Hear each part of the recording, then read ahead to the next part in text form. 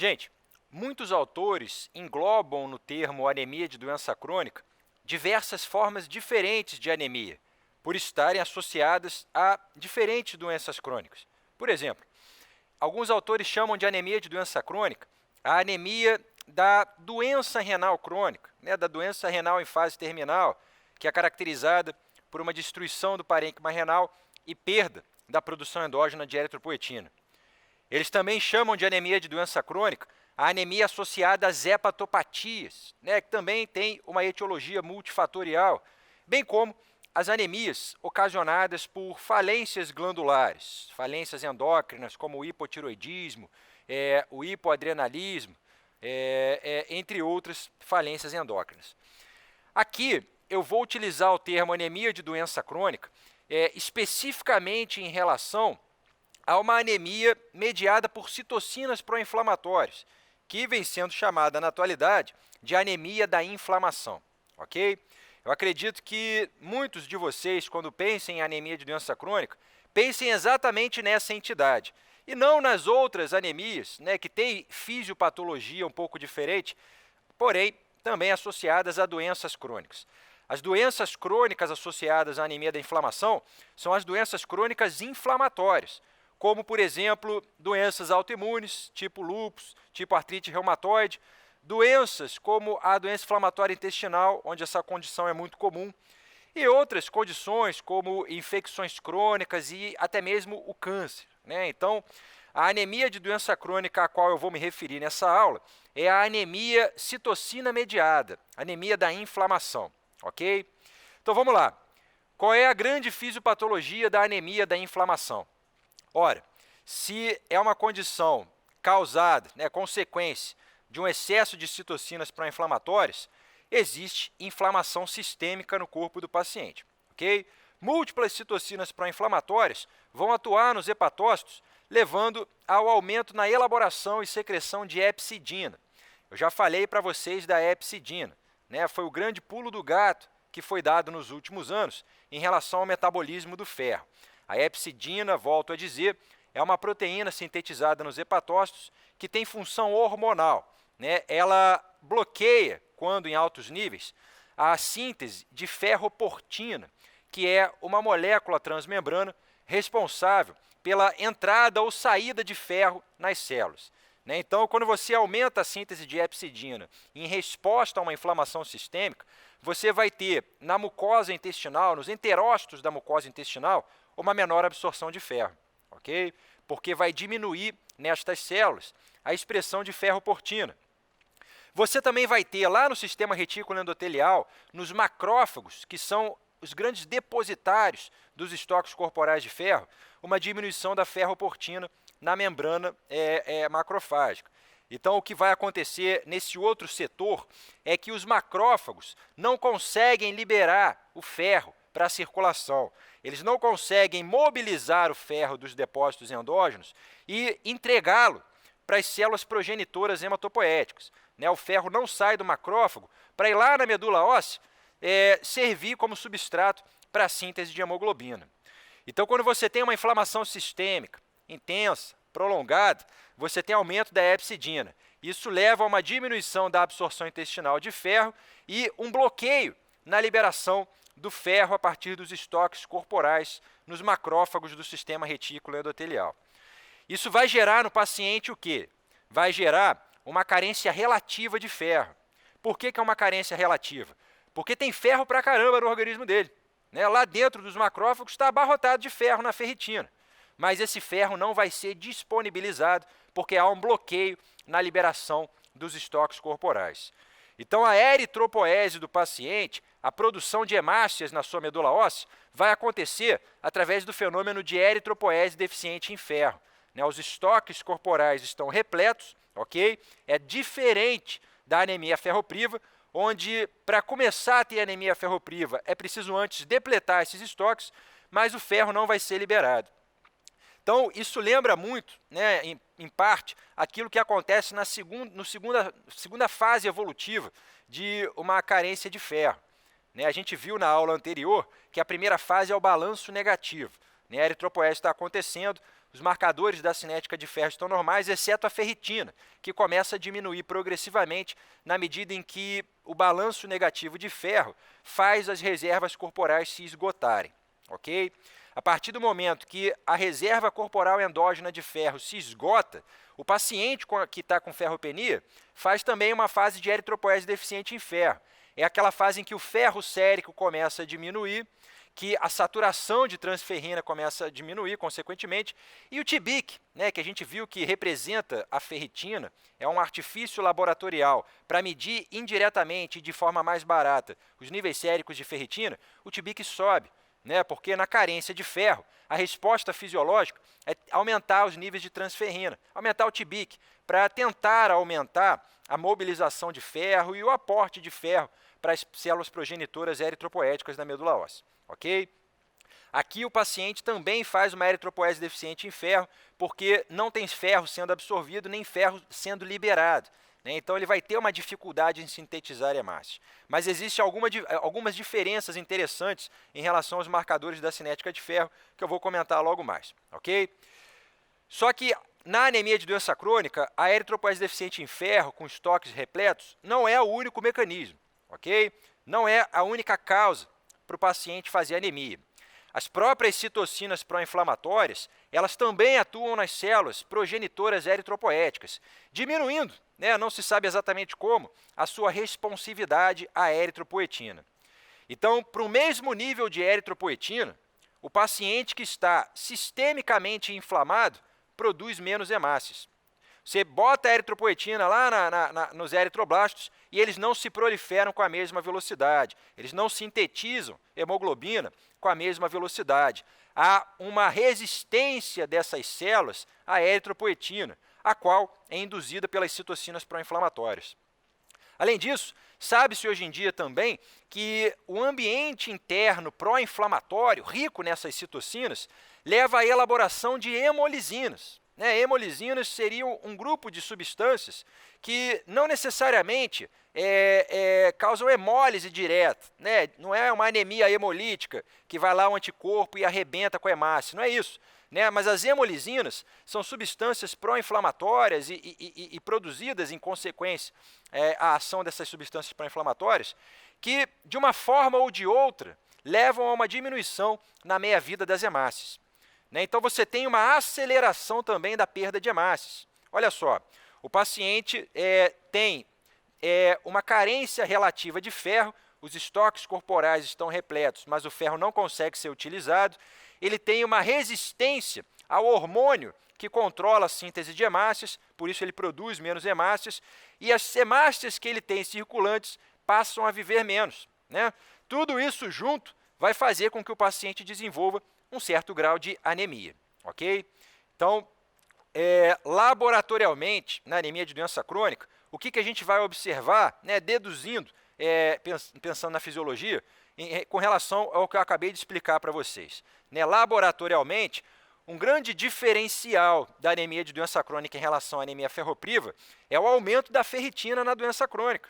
É claro, né, se o paciente tem estoques corporais endógenos repletos, e a gente sabe que a ferritina é o grande marcador quantitativo desses estoques, o que vai acontecer com ele? Ele não pode ter uma ferritina baixa, ok?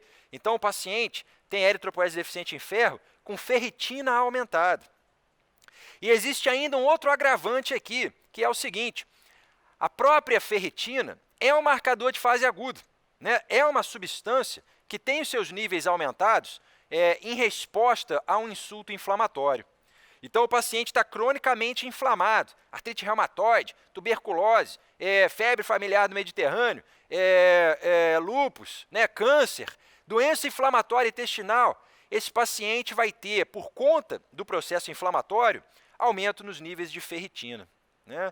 E como ele tem estoques corporais de ferro repletos, a ferritina também está aumentada. Então, diferentemente da anemia ferropriva, onde para fazer anemia o paciente tem que esgotar os estoques de ferro, né, e consequentemente tem que zerar a sua ferritina, na anemia de doença crônica a ferritina está aumentada. Então, essa ferritina reflete isso. Né? Só que a gente viu que o ferro não consegue ser liberado a partir dos macrófagos. esse ferro lá nos estoques não consegue ser disponibilizado. O que vai acontecer com o ferro sérico? Vai diminuir, ok? E, consequentemente, a saturação de transferrina diminui, né? Porque se tem menos ferro circulando, tem menos ferro se ligando à transferrina, é óbvio, beleza? Agora, olha só que bacana isso, né? A gente já viu que o TBIC, que é a capacidade total de ligação do ferro, é um artifício laboratorial para baratear o custo de dosagem da transferrina, né? Então, ele reflete indiretamente os níveis de transferrina. O TBIC diminui na anemia de doença crônica, né? Por que isso acontece? O ferro está diminuindo. A gente não viu que a resposta fisiológica a uma diminuição do ferro seria aumentar a transferrina e, consequentemente, aumentar o TBIC? Beleza, isso acontece quando existe apenas uma deficiência de ferro, né? Aqui no caso, o paciente tem o quê? Uma doença crônica inflamatória. A transferrina, minha gente, é um marcador de fase aguda negativo. Vamos abrir um parêntese aqui para você guardar isso de uma vez por todas? Olha só, define-se, né, formalmente, marcador de fase aguda positivo como qualquer proteína, qualquer molécula circulante no sangue do paciente que tenha os seus níveis séricos aumentados em pelo menos 25% em relação ao basal, em consequência a uma estimulação inflamatória, um insulto inflamatório. Então, a ferritina é um marcador de fase aguda positivo porque o paciente no inflamado tinha um nível X de ferritina, ok? E quando ele inflama, esse nível X aumenta em pelo menos 25%, no mínimo 25% em relação ao valor prévio. Isso é um marcador de fase aguda positivo. Agora, o marcador de fase aguda negativo é uma proteína, uma molécula que circula no sangue do paciente que tem o contrário, que tem os seus níveis séricos reduzidos em pelo menos 25% em resposta a um insulto inflamatório. A transferrina é um marcador de fase aguda negativo, ok? Então, o TBIC também é. Quando o paciente está cronicamente inflamado, os níveis séricos de transferrina e de TBIC diminuem pelo menos 25% em relação ao valor anterior em relação ao basal. Então, veja bem, né, é uma grande diferença na cinética de ferro em relação à anemia de doença crônica. Na doença crônica, a ferritina está zerada, o ferro sérico está baixo, a saturação de transferrina está baixa. E a saturação de transferrina fica muito baixa porque o TBIC aumenta, a transferrina aumenta na anemia ferropriva. Mas na doença crônica, não. Você tem o bloqueio da liberação de ferro com estoques repletos, ferritina alta, ferro sérico baixo, saturação transferrina baixa. E o TBIC também diminui, porque a transferrina é um marcador de fase aguda negativo. Ok? Isso aqui resolve o diagnóstico diferencial entre anemia de doença crônica e anemia ferropriva na grande maioria das vezes. Ok? Na imensa maioria das vezes, a gente consegue esclarecer o verdadeiro mecanismo do paciente. É claro que tem doente, né, que vai combinar as duas coisas, e não é difícil imaginar um caso. Por exemplo, doença inflamatória intestinal, retocolite ulcerativa, em que o paciente sangra pelas fezes, né, perde sangue, perde ferro. Esse paciente pode fazer uma ferropenia. Paciente com câncer e anemia de doença crônica, se for um câncer no tubo digestivo, o tumor pode sangrar, o paciente pode fazer anemia. Então, existe, é claro, e com relativa frequência, um padrão misto de anemia de doença crônica com anemia ferropriva. E eles gostam de explorar isso na prova, ok? Porque vão ter elementos, né, que mesclam as duas coisas. E como são alterações antagônicas na cinética de ferro, você pode ter apresentações intermediárias que te deixam na dúvida. Então, guarda duas coisas que eu vou falar para você. A primeira é a seguinte: a gente viu que uma ferritina zerada, né, seria a ferritina abaixo de 15 nanogramas por ml, principalmente uma ferritina abaixo de 12. Isso aí não tem dúvida, isso é patognomônico que o paciente não tem ferro nos estoques corporais, ok? Mas como a ferritina é um marcador de fase aguda positivo, né, e o doente, se estiver inflamado junto com a deficiência de ferro, vai ter uma tendência à elevação da ferritina, o ponto de corte para definir ferropenia no paciente inflamado muda, ok? É o dobro do anterior. Então, o paciente que tem um padrão de anemia de doença crônica, ele vai ter também deficiência de ferro se a ferritina for menor que 30. Então, entre 15 e 30, que seria aí uma faixa de dúvida, se o paciente tiver anemia de doença, um padrão de uma doença inflamatória crônica, sistêmica, né, uma ferritina entre 15 e 30, te autoriza a dizer que ele tem ferropenia. Se tiver abaixo de 15, a gente sabe que não tem dúvida, o paciente está definitivamente ferropênico. Mas se ele tiver inflamação sistêmica, esse ponto de corte sobe um pouco, vai para 30. Né? Então, na anemia de doença crônica, eu vou identificar a coexistência de ferropenia quando o paciente tiver uma ferritina abaixo de 30. Okay? Se você tiver dúvida, né, se por algum motivo você tiver dúvida, a solução a gente já sabe qual é. Né? É fazer biópsia de medula óssea para coloração de ferro, que é corar com azul da Prússia. Ok? Então, nos raros casos em que a dúvida persiste após a análise da cinética de ferro é esse conjunto de exames que você está vendo aqui, ok? Se a dúvida persistir, você pode ir na medula óssea do paciente e corar com azul da Prússia, que vai te mostrar se tem ou não ferro nos macrófagos da medula no sistema retículo endotelial, beleza? Então, não tem mistério nisso. Cai direto em prova, cai muito em prova essa questão, ok? O conceito é esse, tá? Ferritina menor que 15 é uma ferritina zerada. Se tiver inflamação sistêmica, é abaixo de 30. Se por algum motivo você ficar em dúvida, vá na medula do paciente e core com o azul da Prússia, beleza? O paciente que tem anemia de doença crônica, de um modo geral, ele faz uma anemia leve a moderada. A anemia de doença crônica raramente é grave, raramente é profunda, raramente é sintomática. Quando isso acontece, a gente tem que suspeitar da coexistência de outro mecanismo fisiopatológico, como o que eu acabei de explicar, a coexistência de ferropenia. Anemia de doença crônica, anemia da inflamação pura, é uma anemia leve a moderada, e é normocítica normocrômica. Lembra lá das fases de evolução da anemia ferropriva. Né? No estágio 2, na eritropoese deficiente em ferro, o paciente faz uma anemia ferropriva inicial normocítica e normocrômica. Não é a anemia ferropriva propriamente dita que a gente está acostumado, né? Não é aquela ainda anemia microcítica hipocrômica, né? Isso lá na anemia ferropriva. O paciente está apenas tendo uma diminuição do ferro circulante, mas ainda tem ferro sendo utilizado e a produção de hemácias diminui discretamente por causa disso.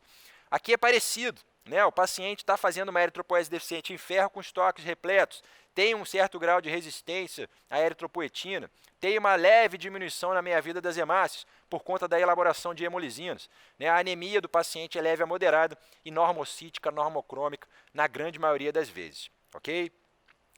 Raros pacientes com anemia de doença crônica, anemia da inflamação pura, vão apresentar um padrão microcítico e hipocrômico. Isso pode acontecer, principalmente quando existe grau intenso de inflamação sistêmica, e aí o bloqueio à liberação de ferro é maior, né? O aproveitamento do ferro fica ainda mais reduzido e prolongado, né? Porque o paciente, com o passar do tempo, ele perde um pouco de ferro. Né? Então, você tem uma diminuição do pulso circulante de ferro. E isso pode justificar uma eritropoese com alteração no formato e no tamanho das hemácias. Né? O paciente com anemia da inflamação intensa e prolongada pode se apresentar com hipocromia e microcitose. Beleza? O habitual é normo-normo, mas pode ser hipomicro em poucos casos. Seria a segunda forma mais comum de apresentação da anemia da inflamação. Né? Mas disparado, a maioria dos casos são anemias leves a moderadas, normocíticas e normocrômicas. Então, você entendeu isso, né? Porque é muito simples, não tem mistério, cara. E isso cai em todas as provas. Né? Quando alguém faz uma questão de hemato, eu diria que a maior probabilidade numa prova de residência é que seja uma questão de anemia, com grande chance, né, de abordar o diagnóstico diferencial de doença crônica e ferropriva, né, e a identificação da coexistência das duas.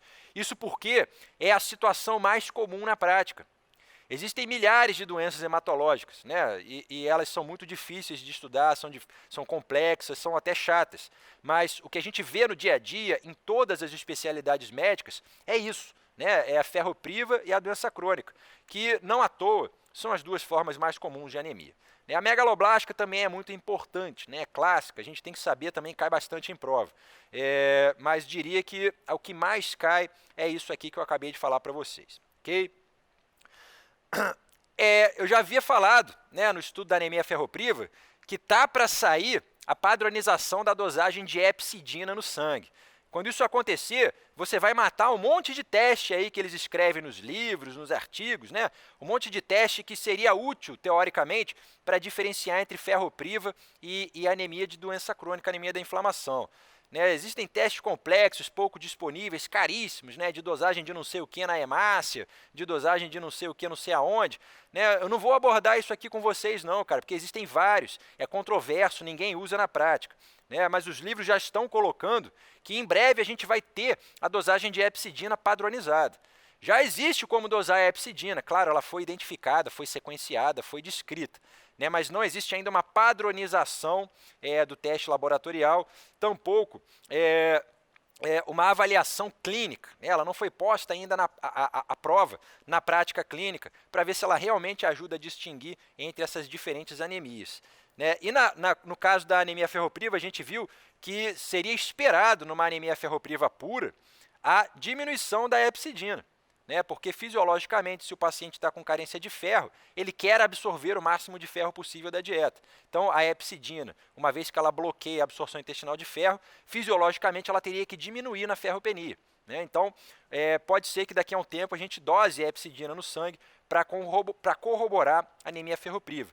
E para corroborar a anemia de doença crônica, né, a epsidina, ela funciona como um hormônio inflamatório, né, porque tem inflamação sistêmica e as citocinas pró-inflamatórias estimulam a epsidina. Okay? Na anemia de doença crônica, na anemia da inflamação, ao contrário da anemia ferropriva, a epsidina estará muito aumentada. Beleza? Como é que a gente trata a anemia da inflamação?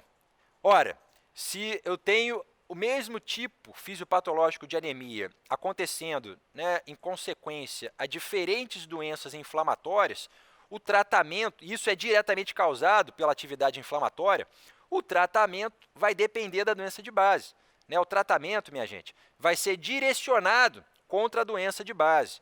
E, em geral, isso é o que basta para resolver a anemia do paciente. Aliás, em muitas das doenças que cursam com anemia da inflamação, a anemia serve como um parâmetro de avaliação da atividade inflamatória.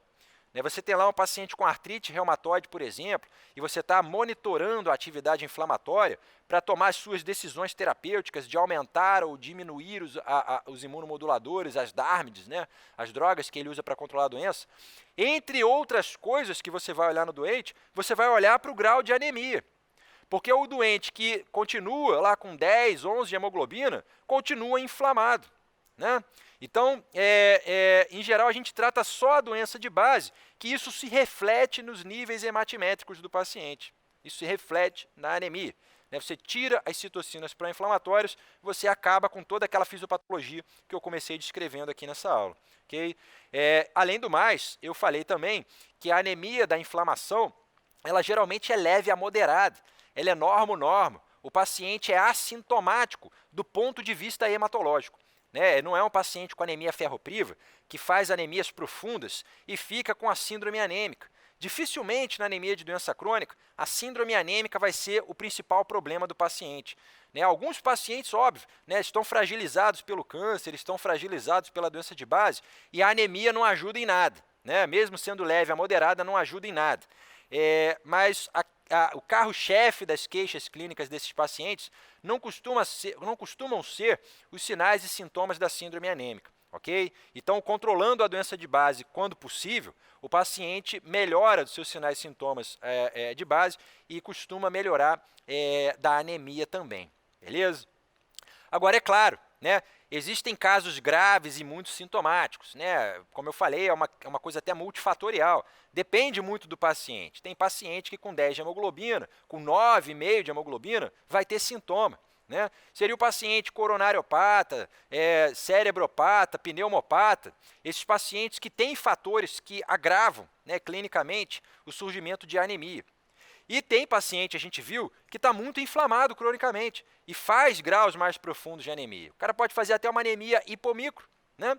Então, existem exceções a essa regra, né, no tratamento da anemia da inflamação, em que é necessário tomar alguma medida com relação à anemia propriamente dita, né, compondo aí as múltiplas estratégias terapêuticas desses pacientes. E o que se faz na prática são duas coisas. Né? Se o paciente está muito anêmico com sintomas importantes, você pode hemotransfundi-lo. É claro, é a forma mais fácil de resolver a anemia, né, mais fácil e mais rápida. E você pode fazer também, hoje em dia, eritropoetina recombinante para esses doentes. A gente sabe que lá na anemia da doença renal, que alguns autores colocam dentro do conceito de anemia de doença crônica, a eritropoetina recombinante é o tratamento de escolha, né? Porque a fisiopatologia desses pacientes se fundamenta na carência de eritropoetina. O cara perdeu o parênquima renal, perdeu as células que produzem eritropoetina fisiologicamente. Então ele faz uma anemia, entre outras coisas, principalmente pela carência de eritropoetina. Se você dá eritropoetina para ele, ele melhora a anemia, ok? Mesmo sem ter doença renal crônica, né, no paciente cronicamente inflamado, você pode, em alguns casos, fazer também eritropoetina recombinante. Ah, mas você acabou de dizer que na fisiopatologia existe um componente de resistência à eritropoetina. É claro, e é justamente por isso que você pode fazer eritropoetina para tentar reverter essa tendência anêmica, né? Porque existe resistência e os níveis endógenos de eritropoetina do paciente não conseguem suplantar essa resistência, né? Se você der uma dose mais alta de eritropoetina, se você aumentar ainda mais a eritropoetina do paciente, você pode vencer a resistência dos progenitores eritropoéticos, ok? Então, a eritropoetina recombinante hoje em dia tem sido usada em alguns casos de anemia da inflamação para melhorar a anemia propriamente dita, beleza? Anemia de doença crônica, anemia da inflamação, é isso que você tem que saber. É fácil, ok? Vamos estudar agora as anemias megaloblásticas.